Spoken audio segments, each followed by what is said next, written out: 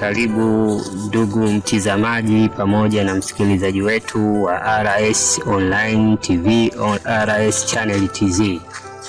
Kama kawaida katika nondo za kijiweni, leo hapa niko na wanangu kama kawaida. Sasa hapa naona kuna Mjuda, bwana Mjuda anataka kuuliza swali. Bwana Manirasi, karibu. Bwana, asante sana ndugu mtangazaji. Nafikiri tumekutana tena siku nyingine tena. Bwana, katika kusakasaka hii reality nikajikuta kwamba reality ambayo nilikuwa nimekutana nayo,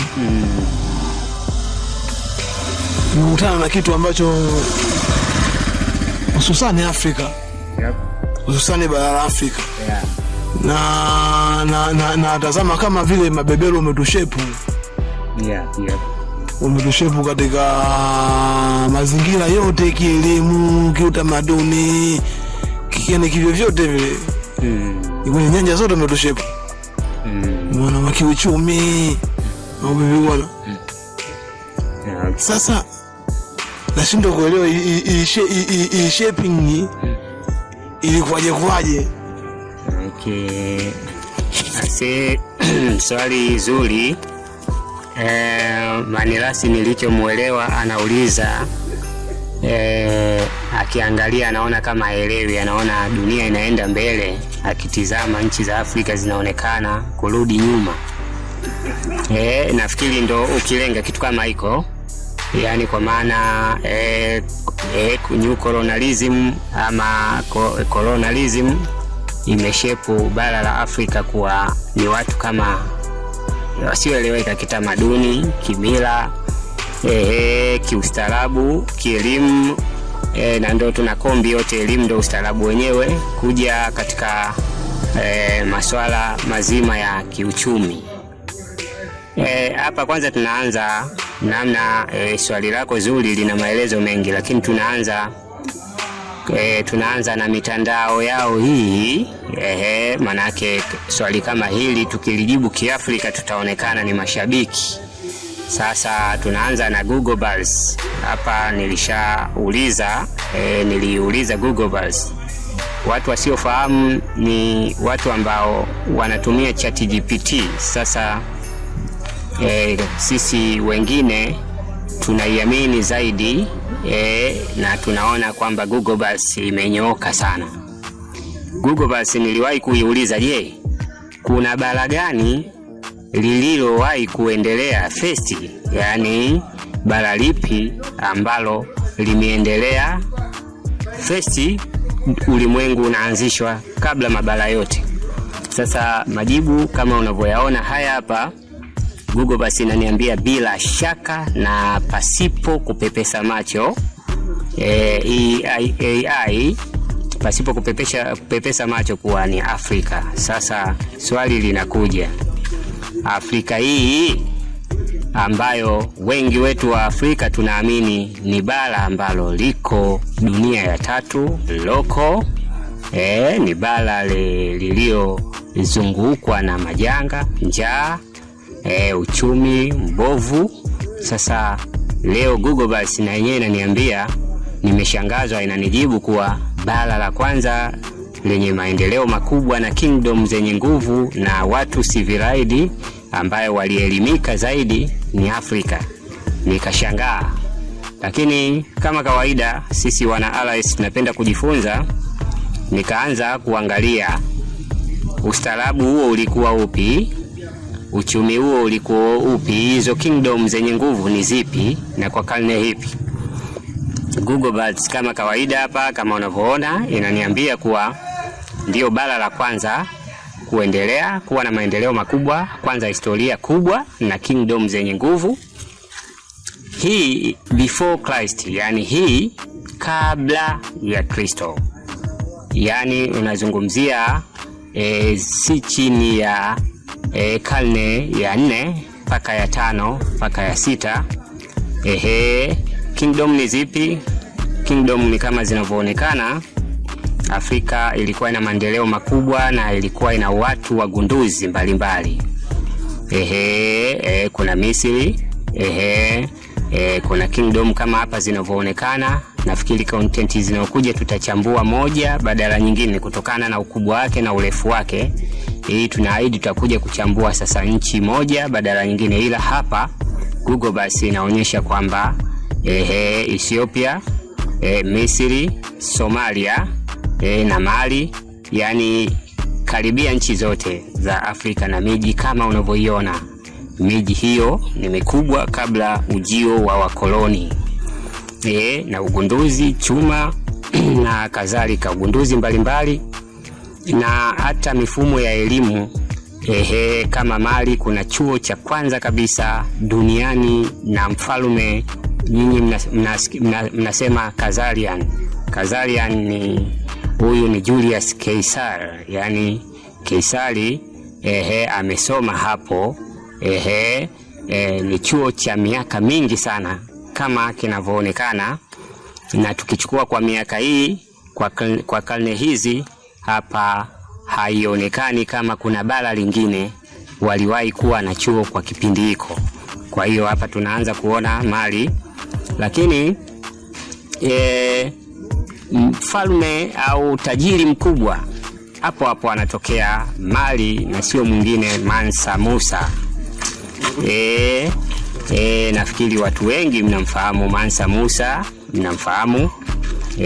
Ni Mali hapo, ni tajiri ambaye mpaka sasa haijulikani kama kuna nchi alishawahi kupatikana ama kuna bara kwa karne hiyo alishakuwahi kupatikana tajiri kama huyu. Kuna kingdom of Kush zinajulikana, tulishaeleza. Kuna kingdom Nubian zishaelezwa. Kuna kingdom hapa inaonekana Holsum, na yenyewe kingdom iko very powerful pale Misri. Kingdom nyingi, na tukisoma Biblia, tukisoma Qur'ani, inaonyesha kuwa Misri kwa century, kwa karne hiyo, ndio nchi pekee tajiri na yenye uchumi mkubwa na vyakula. Kwa hiyo tunaona kumbe Afrika halikuwa bara, liko polini, watu wake hawajaelimika na watu wake ni waajabu. Kwa kipindi hiko kabla ukoloni, tunaona bara lenye nguvu sana. Kwa hiyo tunarudi katika upande mwingine kwamba sasa nini kilifanyika mpaka bara la Afrika linaonekana kuwa ni bara la watu kama waliopoteza ustaarabu, watu waliopoteza uchumi. Tunaona mwisho wa siku ni bara linaongelewa ni bara la watu wa dunia ya tatu. Sasa kilifanyika nini? Hapa tukichimba, unaona sababu kubwa ni ujio wa ukoloni, wa wakoloni. Tunaanza kuona mabadiliko ya bara hili, mambo mbalimbali, historia ikibadilika, mifumo ya kielimu ikibadilika, mifumo ya kisiasa ikibadilika, na mifumo ya kiuchumi ikibadilika. Kwa hiyo tunaanza kuona katika ujio wa wakoloni wakaanza sasa kuchukua ustaarabu wa Afrika, na wakaja wakabadilisha ule ustaarabu uliokuwepo hapo awali. Ndipo fikra zikaanza kupandikizwa upya, uchumi ukaanza kusetiwa upya, miundombinu pamoja na vitu vingine. Tunaanza kuona kuwa Afrika inaanza kupitia katika utumwa mkubwa wa kifikra na wa kimwili. Hapo tunaanza kuona Afrika imepoteza watu wengi sana, wagunduzi wengi sana, na wameenda kunufaisha mabara mengine, wagunduzi kama wachuma, wagunduzi wa masuala ya uzazi, wagunduzi mbalimbali. Tunaanza kuona, kumbuka kwamba hata ukiondoa zama za chuma, ugunduzi wa chuma umegundulika Afrika, lakini haikuwa chuma tu. Kuna ugunduzi mbali ujenzi, kama tunavyoona wote tunafahamu mapiramidi na kadhalika, na hata ujenzi wa nyumba za ajabu za kifahari, almasi hizi, yani tunazungumzia hizi nini, tiles. Sasa tiles za zama hizo zilizogundulika Afrika kama kioo, hizo yani zote hizo tunaona ugunduzi ulifanyika Afrika. Lakini tukienda katika masuala ya kiuzazi, operation na kadhalika, na kama unavyofahamu hata mtoto wa Julius Caesar au mke wa Julius Caesar alizalishwa kwa njia ya upasuaji kwa mara ya kwanza Afrika. Kwa hiyo hapo tunaanza kuona Afrika hiyo ni jinsi gani ilikuwa na watu wabunifu, watu wenye akili kubwa sana, watu wenye juhudi kubwa, nguvu, maarifa makubwa sana. Badala yake baada ya ukoloni tunaona mambo yanabadilika, Afrika kuwa bara moja kama linavyoonekana. Labda kama kuna kitu hujanielewa Manilasi, karibu tena. Mimi kwa awali majibu yangu ni haya. Asante sana kwa majibu yako. Nilikuwa na swali lingine. Hivi kweli Afrika kuna kuendelea? Kuna kuendelea Afrika? Yep. Afrika kwanza turudi tutumie akili za tuwafate au tufate maelezo ya watu ambao wanaonekana ndio watu waliostarabika kwa sasa na watu wenye uchumi mkubwa, nchi kubwa ndizo za hao wakoloni. Wanasema ni nchi ambazo zenye kuendelea, sio zilizoendelea. Wanasema nchi Afrika kuna nchi zinazoendelea. Yani kwa maana kuna nchi zenye zipo katika mchakato wa kimaendeleo. Sasa tukirudi katika historia kama hapa vyanzo mbalimbali vimeeleza na vitabu kama hapo ninavyokuoneshea ni jinsi gani Afrika ilikuwa mbali. Sasa inakuwaje inapinduka, inaonekana kwamba Afrika ndio nchi ambazo zipo kwenye mchakato wa kimaendeleo. Lakini tokea lielezo hilo jambo juu ya mchakato wa nchi zinazoendelea Afrika kwa karne, inakaribia karne, nchi tokea zipate uhuru inakaribia karne, watu bado hatujafika kwenye maendeleo. Sasa inaonesha kabisa. Kwanza ndugu yangu nikwambie kitu, mtu kama amekutangulia kwenye kitu fulani, aise atakuwa amekutangulia. Ukishaenda katika hii michakato, ukitoka pale Berlin Conference, wa Afrika wanagawanywa na wa Afrika tunaingia katika mifumo ya European yani Western, mifumo ya kiuchumi, kwa maana nchi zinapata uhuru zikawa zina uhaba, ni nchi zikawa zina uhaba katika uendeshaji.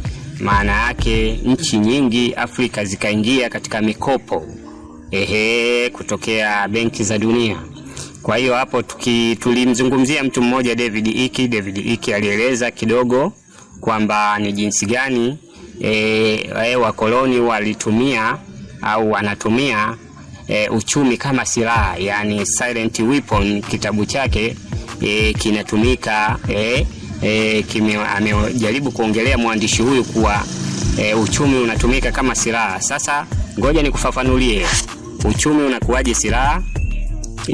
Sasa tunakuja kutoka zama za trade, yani ile battle trade, yani mabadilishano, mali kwa mali, nipe mchele nikupe hiki nikupe kile. Tunatoka pale tunaingia katika zama ya sarafu, tunatoka pale tunakuja katika zama hizi za kifedha. Kuna namna ambazo watu walioseti hiyo global economy, masuala ya kiuchumi, ni jinsi gani walikaa chini wakatulia kwamba mwisho wa siku mtu anakuja kukupa fiat currency, yani karatasi, lakini wewe unampa madini. Sasa kumbuka, tukienda kwa mfano benki, reserve yako ya benki ikawa unatumia dhahabu, yani benki yako reserve, yani ile pesa yako ya akiba ikawa dhahabu. Alafu unaonaje wewe una katika pesa katika ile reserve currency yako unatumia labda dola, yani fedha ya kigeni, kwa maana katika benki yako umehifadhi dola, yani pesa za kigeni. Kama unavyoelewa dola inashuka, lakini kama unavyoelewa dhahabu haishuki. Hapo unaona ni jinsi gani watu walikaa waliseti mfumo huu ambao utakufanya wewe udondoke na mwingine hanyanyuke. Vyanzo mbalimbali vinaeleza, wanachambua kwa kupitia vyanzo hivyo inaonyesha kuwa ni jinsi gani nchi za Afrika kwa kupitia vyanzo vyenye nguvu kabisa na viko wazi kabisa kuwa Afrika zinanyonywa, nchi za Afrika zinanyonywa. Swali ni kwamba zinanyonywa vipi? Zinanyonywa katika upande wa rasilimali watu. Kama ulifuatilia mtiririko mzima ukoloni ni jinsi gani umeasili bara la Afrika na nchi za Afrika, lakini kutoka katika ukoloni wa kimabavu wa kimwili wakaseti ukoloni wa mamboleo, wanaita new colonialism. Sasa hapo tunaona new colonialism ni namna ambavyo ni utawala kutoka wa kimwili kuja utawala wa kiakili. Maana yake utasoma, watakusomesha katika mifumo yao, kwa maana katika mitaala yao. Pia utaishi katika mifumo yao. Ndio kama nilivyokueleza, utampa mali mtu huyu na yeye atakupa karatasi. Hiyo unaona ni jinsi gani kama tutazitrace nchi zetu za Kiafrika, nchi ambazo zina reserve kama reserve ya dhahabu inaonesha ni chache sana. Kwa badala yake nchi ambazo zinaonekana zina hizo dhahabu na mafuta ni nchi za magharibi. Kwa hiyo hapo unaona kabisa kwa sababu hiyo unaona kabisa kwa kutumia vyanzo hivi unaona kabisa bara la Afrika linapitia unyonyaji wa hali ya juu. Labda kama una kitu cha kuongeza, lakini hii content itabidi iendelee zaidi na zaidi, na tuchambue step moja by step tuweze kuelewa na uweze kunielewa wewe ndugu msikilizaji wetu na mfuatiliaji wetu ni nini nazungumza. Kama nilivyokuambia, nondo za kijiweni inapita tu kwanza juu, alafu baadaye kama kuna uhitaji tunakuja na content sasa ambaye imespecialize kwenye masuala ya kiuchumi, au imespecialize masuala ya technical, au imespecialize katika mambo ya kijamii. Karibu tena Manirasi, na kama umelizika na hayo majibu ya awali ama la nini tuongeze, karibu. Mimi nimelizika na majibu yako mazuri, yamenyoka. Nafikiri hiki kipindi tutakiendeleza wakati mwingine. Bwana pamoja. Lakini pembeni naangalia kuna mdau hapa bwana. Mdau, jitambulishe. Mdau bwana anaogopa kunauliza swali hapo. Chugamani, asante sana. Nashukuru kwa kunipa nafasi hii ya kuuliza. Mimi nilikuwa nataka kukuuliza tu na kujua kwamba katika ufafanuzi wako umezungumzia kwamba Afrika ndio ilikuwa bara la kwanza kuendelea, na ndo watu wengi tunaona ustaarabu, madaktari, asilimia kubwa vilianzia Afrika.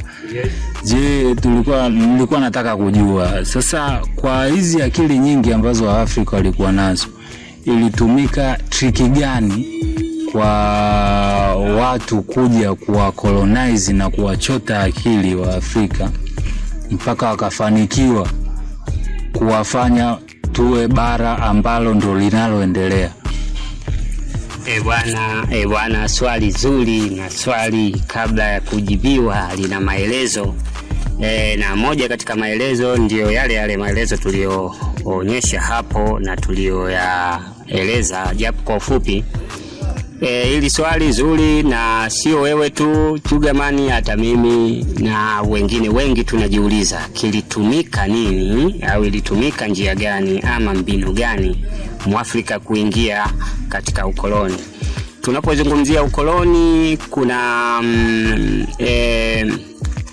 yani ukoloni cha kwanza sio Afrika peke yake, nchi nyingi zilikoloniwa. Tukisoma masuala ya ukoloni ni tunasema janga la dunia nzima. Lakini imekuwaje Afrika limekuwa hasari yake kubwa na hipo mpaka leo? Sasa nini kimefanyika? Mbinu, upande wa mbinu nimepita katika chanzo kimoja.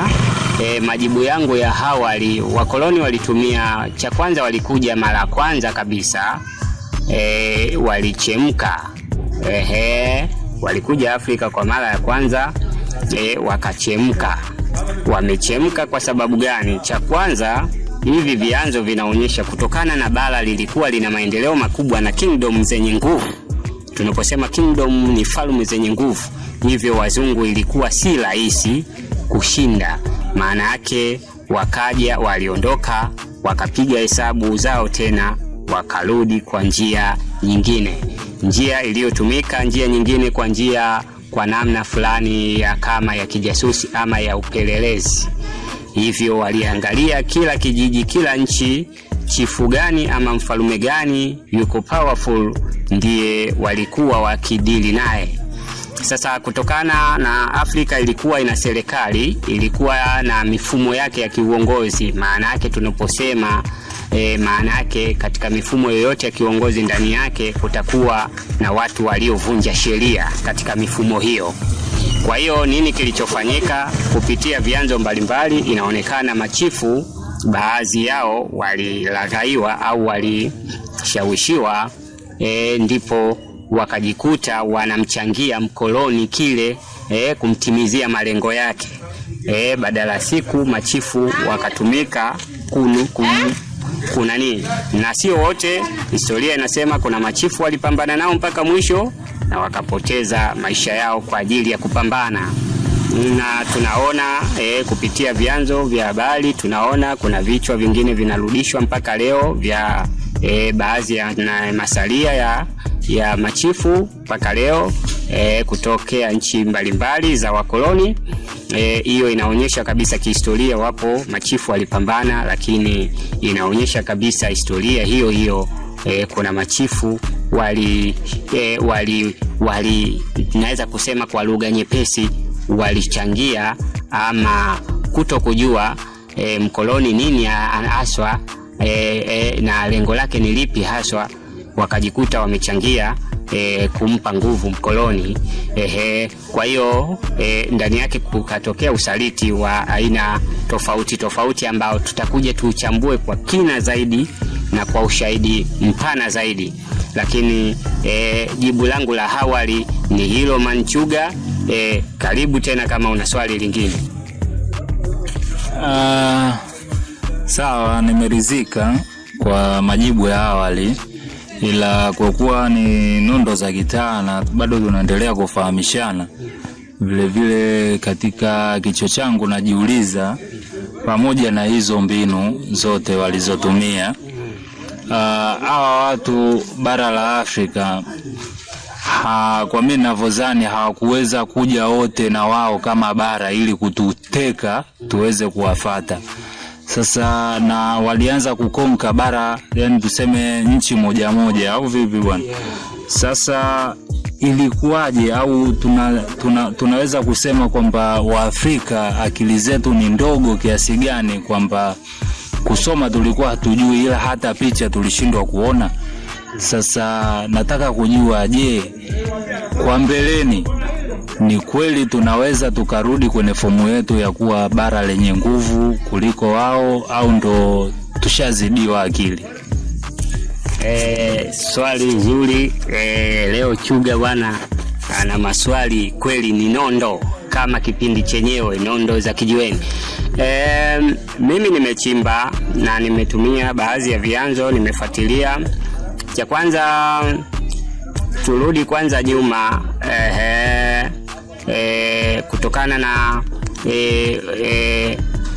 jibu letu la kwanza la awali lilipatikana kupitia Google Bars. Google Bars hapa imeeleza bara lenye historia kubwa. Tunaposema bara lenye historia kubwa, pia tunasema ni bara pia lenye historia ya kushangaza. Sasa iko vipi? Sasa kupitia vyanzo mbalimbali, ukiondoa Google Buzz, ukiingia katika site mbalimbali na vitabu mbalimbali vinaonyesha kuwa hata Google yenyewe ama Google Buzz pia inaamini kuwa bara la Afrika pia ni chanzo cha wanadamu. Kwa hiyo sasa mbele huko katika content zijazo kutakuwa na maswali mengi sana. Mengi sana. Hawa wengine mabara mengine yametokea, yamekuja kujaje? Tutazidi kuelezana hapo mbele kadiri tutakavyoweza. Lakini sasa Afrika kutokana na ukubwa wake na kingdom kuwa ziko powerful, zenye nguvu, kusema kwamba walishindwa au walizidiwa kiakili kidogo pia inashangaza. Katika historia kuna mambo mengi, na ndio maana katika content inayokuja tutaanza kwanza kingdom hipi ilianza, ikafata hipi, ikafata hipi, ikafata hipi, na mistake ilifanyika vipi au makosa yalitokea vipi. Tutakuja tutachimba zaidi. Na kuna mengine pia tunawaachia watu mbalimbali au wana RS watizamaji pia na wenyewe waweze kufafanua ama kuchangia hoja.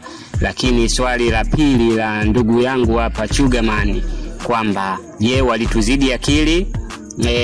Katika hali ya kawaida hapo kuna mambo mengi inabidi tuchimbe zaidi. Lakini je, tutakuja Afrika kurudi kuwa powerful au kurudishia tena historia? Kwa sababu ukiangalia leo hii China imekuwa mfano wa kutosha. Pia tunaweza tukatumia, japokuwa siamini bara la Afrika litaendelea kupitia nchi fulani au watu wageni waje kuliendeleza bara la Afrika. Hapana, kitu ninachoona Afrika inatakiwa iendelee kupitia watu wake.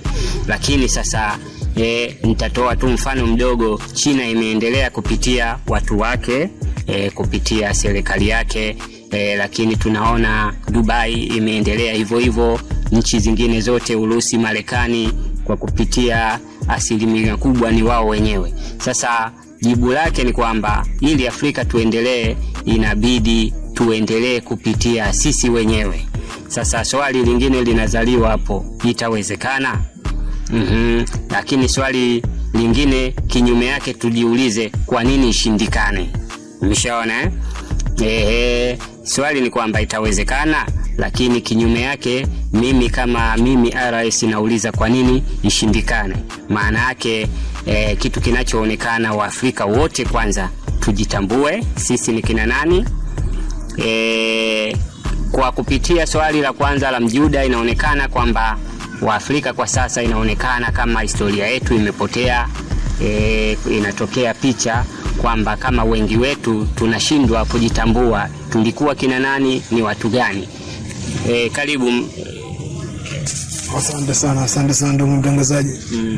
Mimi nafikiri kwamba hilo swala la sisi kudevelop katika hizi nchi za Afrika, hilo swala ni gumu sana. Hilo swala ni gumu tena ni zito mno, kwa sababu beberu walifanikiwa kutuseparate ina society, amefanikiwa kutuseparate. Kutuseparate ni vipi? Kwa sababu unajua watu walioungana wanakuwa na nguvu zaidi ya bomu. Unajua, alafu watu ambao umesambaratika wanakuwa na nguvu, kwa sababu kila mtu anakuwa yuko yeye peke yake. Kwa hiyo ile powerful inakuwa hivyo. Kwa hiyo mpaka sasa nikichungulia Afrika, mimi kama mimi mwana Judaism, naona kabisa kwamba tumepoteza ule mmoja ule. Ile komoti ile tumepoteza. Sasa kupoteza ile komoti, tunajikuta kwamba tushakuwa na matabaka ndani. Unakuta sasa leo tunavyoishi ina society tunavyoishi, unakuta kama hapa kuna shehe, hapa labda kuna mchungaji atakufahamiana na shehe na mwana shehe na mchungaji mna nguruwe tu, unaona bwana, huyo mna nguruwe tu, unaona bwana, na huyo hapa mchungaji anakuambia anafuga majini, unaona wewe unasipaleti, anakuambia anafuga majini hao wanga. Kwa hiyo ni kitu kigumu sana kwa sisi, kwa sababu tusha separate. Yes. Uko kuanzia kiimani mpaka kielimu umetuseparate, umetumaliza. Yes. Na kweli umenikumbusha matabaka ya kiimani, mijadala na migogoro ya kiimani, matabaka ya kiuchumi, yani kwamba kati ya maskini na matajiri, matabaka ya kivyama, yani mifumo ya kidemokrasia, matabaka ya kielimu, kwamba hawa Kayumba, Senti Kayumba, hawa siyo kina nani, umeshaona. Kwa hiyo hawa Santi Mary, siyo Santi nani, Santi Anthony, hawa siyo Santi nani.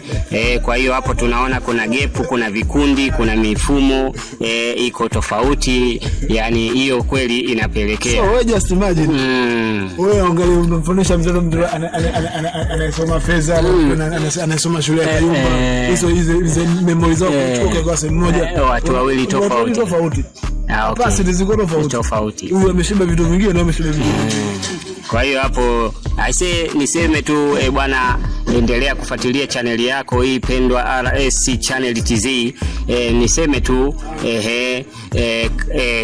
kama tulivyoahidi, hiki kipindi na hii mada pana inabidi tuweke kikomo kwa leo, tuishie hapa. Tutarudi tena kumjibu vizuri kwa kina Chugamani, tutarudi tena kumjibu Mjuda, na tutaangalia je, mtazamo wa Mjuda upoje. Kweli kanikumbusha kitu Afrika tuna matabaka mbalimbali, yani mkoloni aliwini sana kututawanya. Umeshaona, hiyo inaonyesha kabisa udhaifu wa kwanza na ugumu wa kwanza kumove on Afrika kwenda mbele katika kwa kupitia mifumo ya kidemokrasia na mifumo mingineyo mingi, sijui capitalist, socialist, tunavutana na nini. Hiyo inaonyesha kabisa ni changamoto, na tunaweza tukatumika sisi wa Afrika wenyewe kuwa mchango wa kuliporomosha bara hili. Mwisho wa siku tukawapa power wa koloni, wakazidi kutucheka na kutusema. Mimi niseme tu leo na kuacha, usipoelimika Afrika basi utakuja kushtuka pamekucha. Bwana, asanteni na kwa elimu.